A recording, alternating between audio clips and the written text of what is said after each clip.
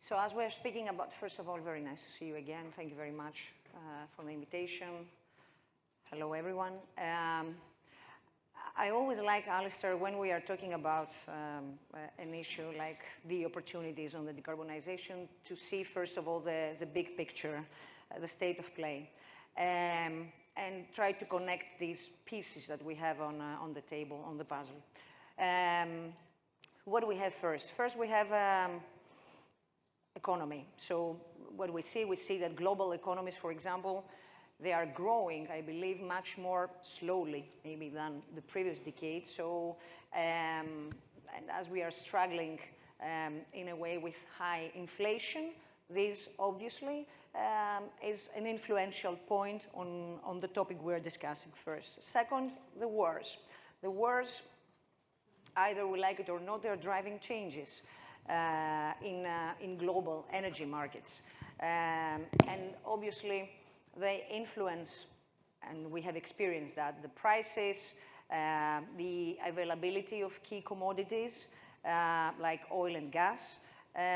Just consider, for example, that the parties that are involved in the Gaza war are affecting the Strait of Hormuz, which is a crucial route through which around, I don't know, 20, 30%, 20% of the world's, I think, oil supply flows.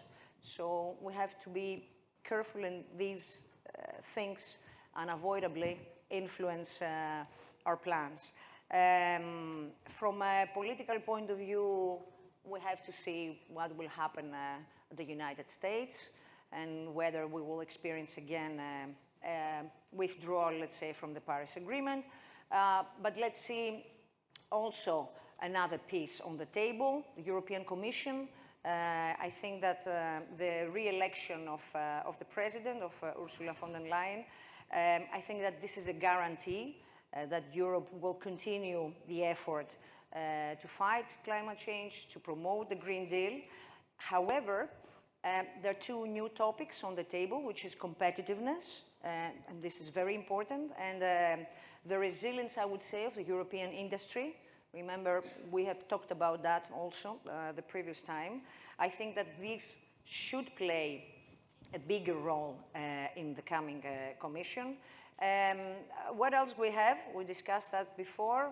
In natural gas, we see Russian gas still flows to Europe, either by pipeline or LNG. Regarding renewables, it's a good story. We have many nice things to say here.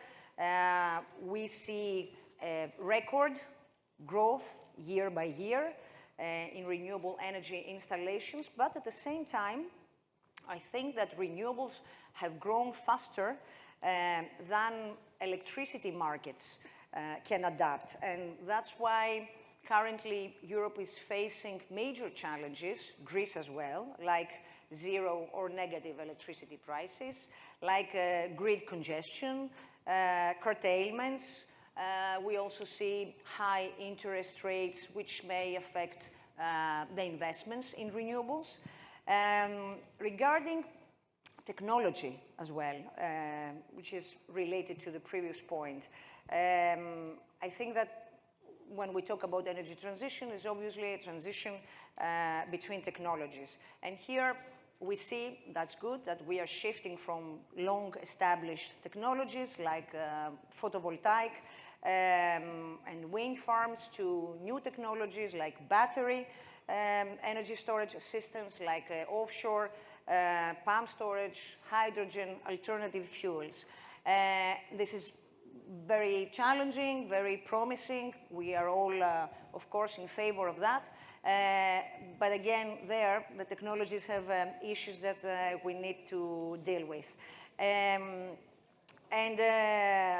in terms of funding, I would say, and finish with that, I think that we need even more resources to continue our efforts to a larger scale. I think that a good step towards that was the Social Climate Fund, which is a new financial instrument from the European Commission. This will allow us to allocate these funds to more vulnerable citizens, to use them for energy efficiency stuff. And another point, Alistair, is the following. We see that Europe, when we talk about the Green Deal, has so many rules sometimes, and so many targets sometimes.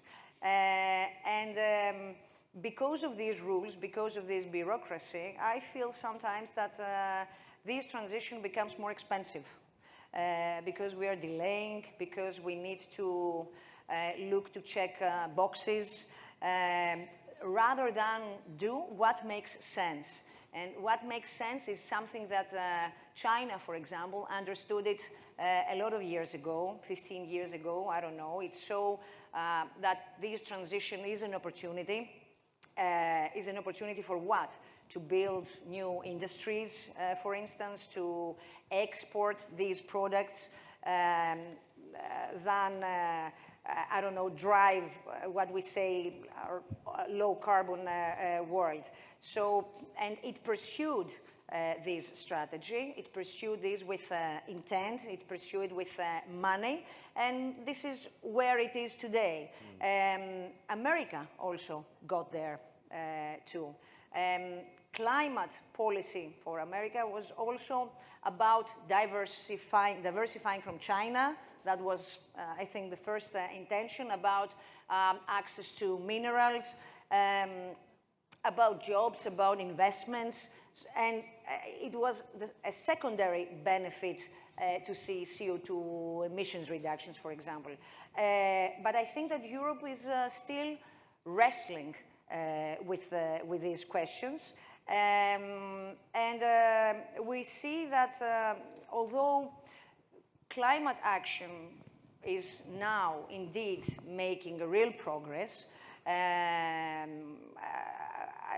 like, for example, the areas in renewables, as I mentioned, my belief is that it still hasn't fully reached the mainstream.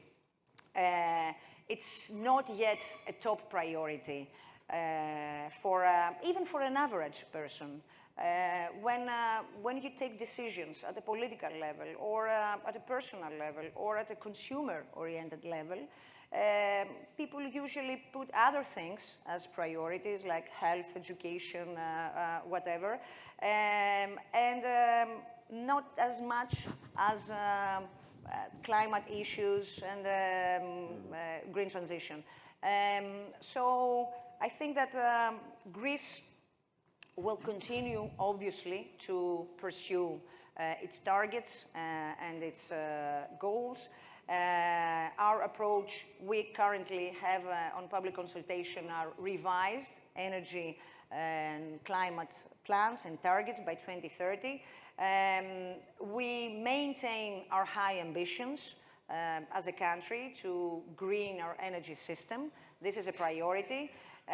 We actually aim even beyond the European average targets. However, we want to take a more practical and a more cost-effective approach on that. How? By using mature technologies,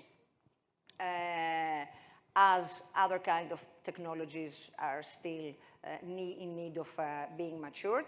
As our approach is expected, I think, to reduce costs by 30% by 2030 and by 40% by 2050. And I would say without compromising the energy transition success. Of course, now for us, the priority, I don't know if the minister has mentioned on that, is shifting our focus to energy storage, battery energy storage systems, pump storage, hydrogen, obviously. Maria is doing a great job on that. So I think what is important to say as final key messages is that Greece it is a success that it has become a leader during the past 5 years, especially in the renewable sector, and especially emerging from, I don't know, a long financial crisis. So it has achieved a remarkable progress on that. Greece is also positioning itself as a key energy hub in the region, in southeastern Europe, in the Eastern Mediterranean. And here there are a lot of projects on the table that are being matured, our infrastructure, interconnection projects, and also, and this is also important for me, Greece's energy transition is also focusing on creating jobs, on improving living standards, revitalizing areas that before were used for other purposes, coal mining areas. And you know, Alistair, sometimes I also find myself, we energy technocrats, we are living in our own small world, talking about how many megawatts are installed, how many CO2 emissions, and we are away a little bit from the real world. So sometimes I think that this should be transformed as how we make the lives of people better, how we ensure that they warm their houses, how we ensure that they have low electricity costs. Yeah. So we need to work a little bit better on the social dimension of all this stuff.